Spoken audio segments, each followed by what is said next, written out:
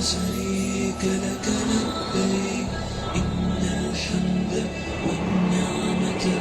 لك والملك لا شريك لك لبيك لبيك اللهم لبيك لبيك لا شريك لك لبيك إن الحمد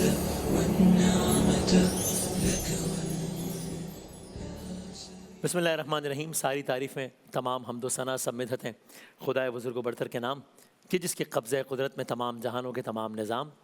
درود و سلام سرکار دو عالم صلی اللہ علیہ وآلہ وسلم، ان کی آل اور ان کے اصحاب پر خوش آمدید کہتے ہیں آپ کو اس نشریات بعنوان شان حرم میں. سال کا یہ دن، اس دن کے یہ لمحات، ان لمحات کی یہ ساعتیں سال کے باقی تمام دنوں سے یوں بہت مختلف، بہت منفرد ہیں کہ ہم خانہ خدا کا منظر کم و بیش روزانہ ہی دیکھتے ہیں. تصور میں تو ہر وقت ہی ہوتا ہے، اور اب تو thanks to the technology, social media اور سارا کچھ، اس کا ایک مثبت پہلو یہ بھی ہے کہ ہم کبھی کسی ویڈیو کی صورت میں، کبھی ریل کی صورت میں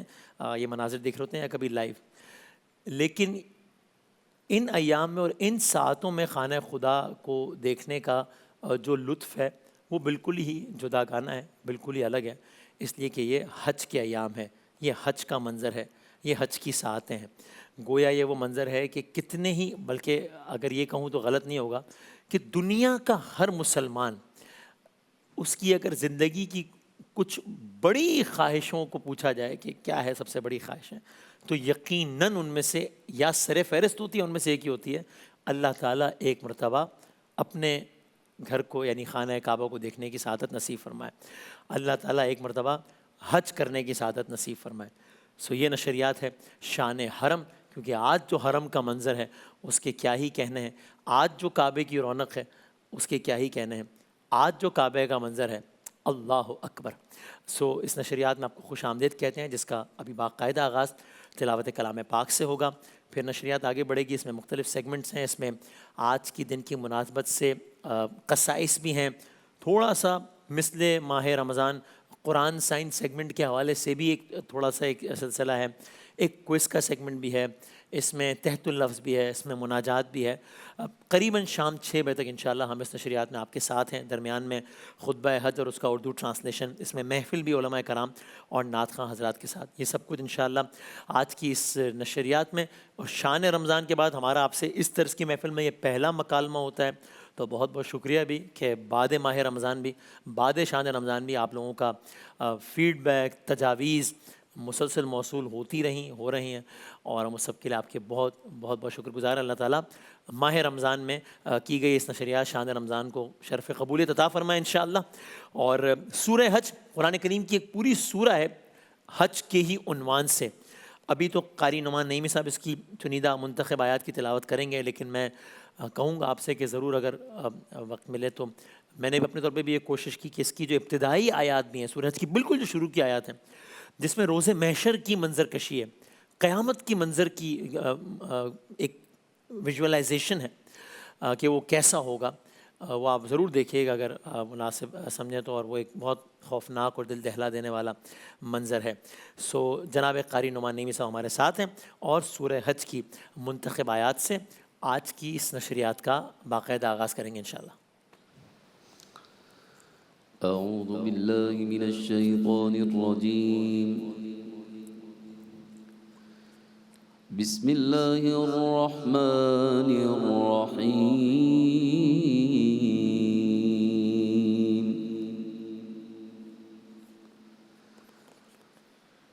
وَإِذْ بَوَّأْنَا لِإِبْرَاهِيمَ مَكَانَ الْبَيْتِ أَلَّا تُشْرِكْ بِي شَيْئًا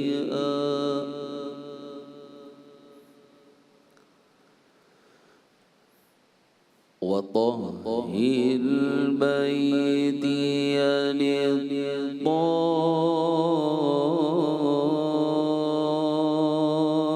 لِلطَّائِفِينَ وَالْقَائِمِينَ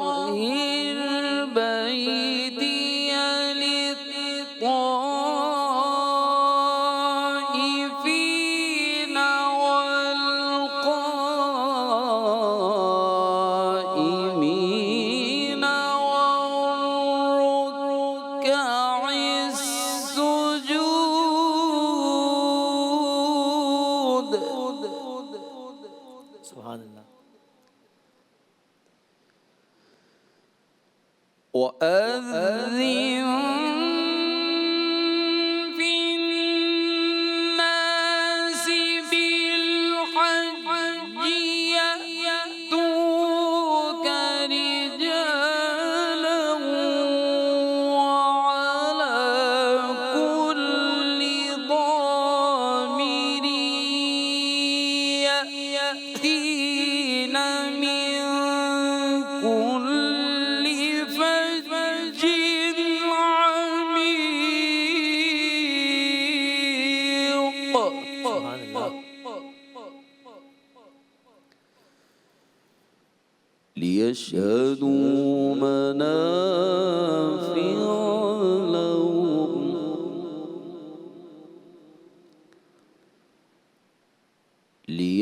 ليشهدوا منافع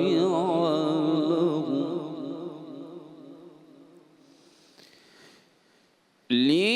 ليشهدوا منافع لهم ويذكروا اسم الله في أيام معلومات على ما رزقهم. اللہ اکبر.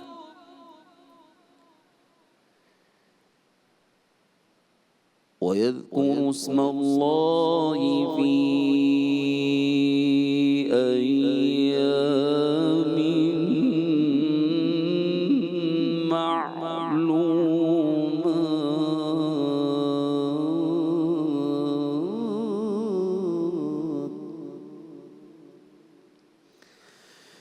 ويذكر اسم الله في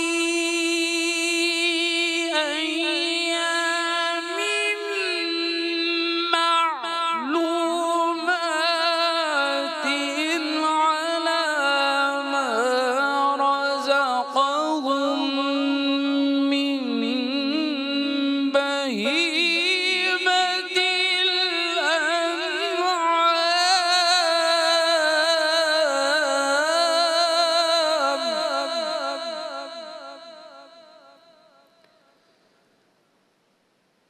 فكلوا منها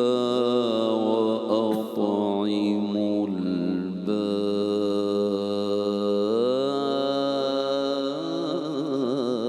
البائس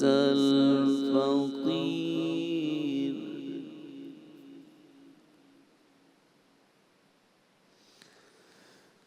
ثم ليقضوا تفثهم وليوفوا نذورهم وليطوفوا بالبيت العتيق.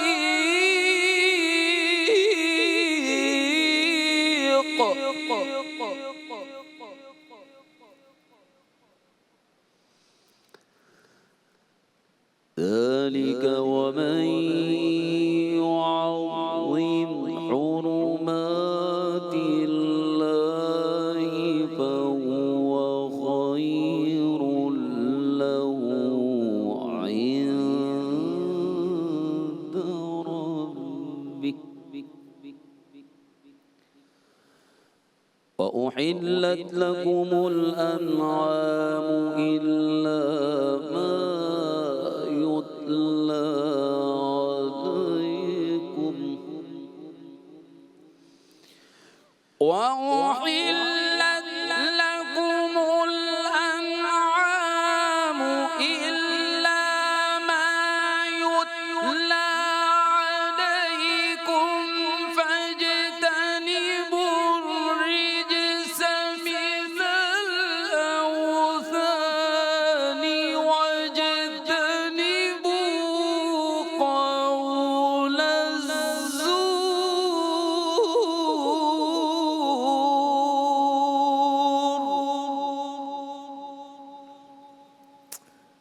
شروع اللہ کے نام سے جو بڑا مہربان نہایت رحم کرنے والا ہے۔ اور وہ وقت یاد کرو جب ہم نے ابراہیم علیہ السلام کو اس گھر یعنی خانہ کعبہ کی جگہ بتا دی تھی اور یہ ہدایت کر دی تھی کہ میرے ساتھ کسی کو شریک نہ ٹھہرانا اور میرے گھر کو ان لوگوں کے لیے پاک رکھنا جو طواف کریں، جو عبادت کے لیے کھڑے ہوں اور رکوع و سجود بجا لائیں۔ اور لوگوں میں حج کا اعلان کر دو کہ تمہارے پاس پیدل آئیں، دور دراز کے راستوں سے سفر کرنے والی ان اونٹنیوں پر سوار ہو کر آئیں جو لمبے سفر سے دبلی ہو گئی ہیں، تاکہ وہ ان فوائد کو آنکھوں سے دیکھیں جو ان کے لیے رکھے گئے ہیں، اور متعین دنوں میں ان چوپایوں پر اللہ کا نام لیں جو اللہ نے انہیں عطا کی ہیں۔ چنانچہ مسلمانوں ان جانوروں میں سے خود بھی کھاؤ، تنگ دست کو بھی کھلاؤ، محتاج کو بھی کھلاؤ۔ پھر حج کرنے والے لوگوں کو چاہیے کہ وہ اپنا میل کچیل دور کریں، اپنی منتیں پوری کریں اور اس بیت عتیق کا طواف کریں۔ یہ ساری باتیں یاد رکھو، اور جو شخص ان چیزوں کی تعظیم کرے گا جن کو اللہ نے حرمت دی ہے تو اس کے حق میں یہ عمل اس کے رب کے نزدیک بہت بہتر ہے۔ سارے مویشی تم پر حلال کر دیے گئے ہیں سوائے ان جانوروں کے جن کی تفصیل تم کو پڑھ کر سنا دی گئی ہے، لہٰذا بتوں کی گندگی اور جھوٹ بات سے بچ کر رہو۔ صدق اللہ العظیم۔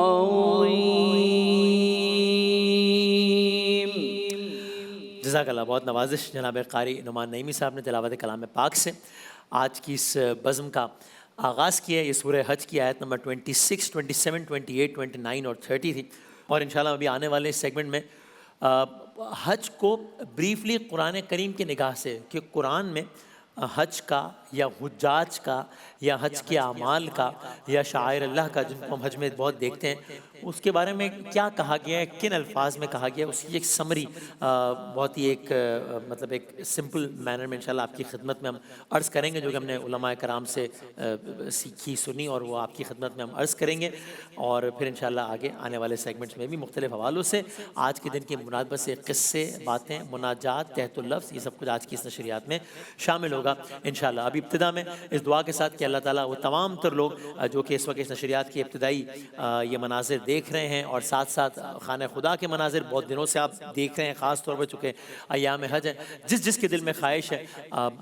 بہت لوگ ہوں گے جن کے دلوں میں خواہش ہوگی اور بظاہر کوئی وسیلہ نظر نہیں آ رہا ہوگا کہ کیسے ہو سکتا ہے، لیکن اللہ تعالیٰ انشاءاللہ سب کے لیے آسانیاں فرمائے اور سب کو خانہ خدا کی زیارت نصیب فرمائے، سب کو مدینہ منورہ کی زیارت نصیب فرمائے انشاءاللہ، اور سب کے لیے اسباب بنائے انشاءاللہ۔ ہم آج کے اس دن کی مناسبت سے، چونکہ آج سبھی بےتاب ہیں کہ اللہ تعالیٰ کے گھر کو دیکھیں، اس چوکھٹ کو دیکھیں، اور جنید بھائی کو اور تمام مرحومین کو ہم یاد کرتے ہوئے یہ کلام، اور پھر ہم آگے بڑھتے ہیں انشاءاللہ۔ آپ سب اپنے گھروں میں بیٹھے ہوئے درود پاک پڑھ لیجیے گا۔ الہی تیری چوکھٹ پر بھکاری بن کے آیا ہوں، سراپا فقر ہوں، عجز و ندامت ساتھ لایا ہوں، بھکاری وہ کہ جس کے پاس جھولی ہے نہ پیالہ ہے، بھکاری وہ جسے حرص و ہوس نے مار ڈالا ہے، متاع دین و دانش نفس کے ہاتھوں سے لٹوا کر، سکون قلب کی دولت ہوس کی بھیٹ چڑھا کر، لٹا کر ساری پونجی غفلت و عصیاں کے دلدل میں سہارا لینے آیا ہوں، تیرے کعبے کے آنچل میں گناہوں کی لپٹ سے کائنات قلب افسردہ، ارادے مزمحل ہمت شکستہ، حوصلے مردہ، کہاں سے لاؤں طاقت دل کی سچی ترجمانی کی، کہ کس جھنجھال میں گزری ہیں گھڑیاں زندگانی کی، خلاصہ یہ کہ بس جل بھن کے اپنی روح سیاہی سے، سراپا فقر بن کر اپنی حالت کی تباہی سے، تیرے دربار میں لایا ہوں اپنی اب زبوں حالی، تیری چوکھٹ کے لائق ہر عمل سے ہاتھ ہیں خالی، یہ تیرا گھر یہ تیرے مہر کا دربار ہے مولا، سراپا نور ہے ایک محبت انوار ہے مولا، تیری چوکھٹ کے جو آداب ہیں میں ان سے خالی ہوں، نہیں جس کو سلیقہ مانگنے کا وہ سوالی ہوں، زباں غرق ندامت دل کی ناقص ترجمانی پر، خدا تو فضل فرما اس زبان بے زبانی پر، یہ آنکھیں خشک ہیں یا رب انہیں رونا نہیں آتا، سلگتے داغ ہیں دل میں جنہیں دھونا نہیں آتا، الہی تیری چوکھٹ پر بھکاری بن کے آیا ہوں، سراپا فقر ہوں عجز و ندامت ساتھ لایا ہوں۔ اللہ تعالیٰ سب کو خانہ خدا کی زیارت کی جلد از جلد سعادت نصیب فرمائے انشاءاللہ۔ ایک وقفے کے بعد نشریات شان حرم کے ساتھ دوبارہ حاضر ہوں۔